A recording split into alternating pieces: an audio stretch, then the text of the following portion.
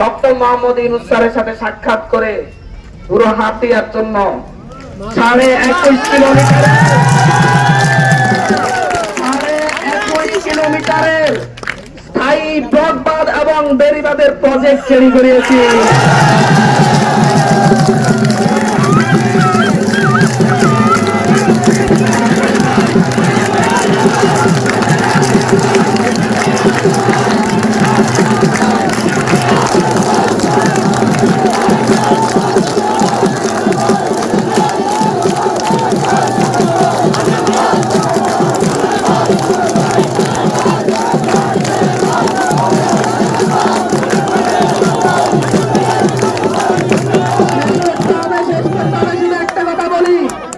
প্রথম ধাপে আমরা সুকসর থেকে বাংলা বাজার পর্যন্ত 11.5 কিলোমিটার ব্লক এবং তার 100 মিটার উপরে স্থায়ী বেড়িবাঁধের জন্য আমরা অনুমোদনের জন্য বলেছি। আমাদের 800 কোটি টাকা বাজেট করেছিল।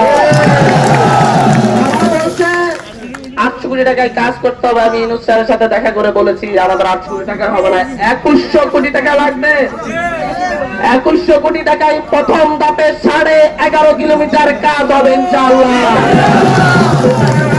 আসার পরে যদি করতে হয়, হান্নান মাসুদ আসার পরে যদি কিছু করতে হয়, সেটা হান্নান মাসুদের তৈরি করে দেওয়ার রিভিউ কাজটা করতে হবে ইনশাআল্লাহ।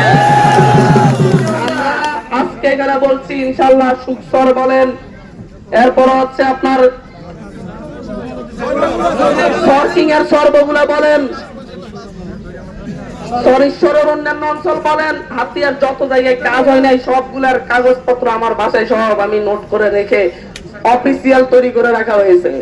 ধাপে ধাপে সব হবে। সুকসরেও আমাদের বস্তা পড়বে ইনশাআল্লাহ।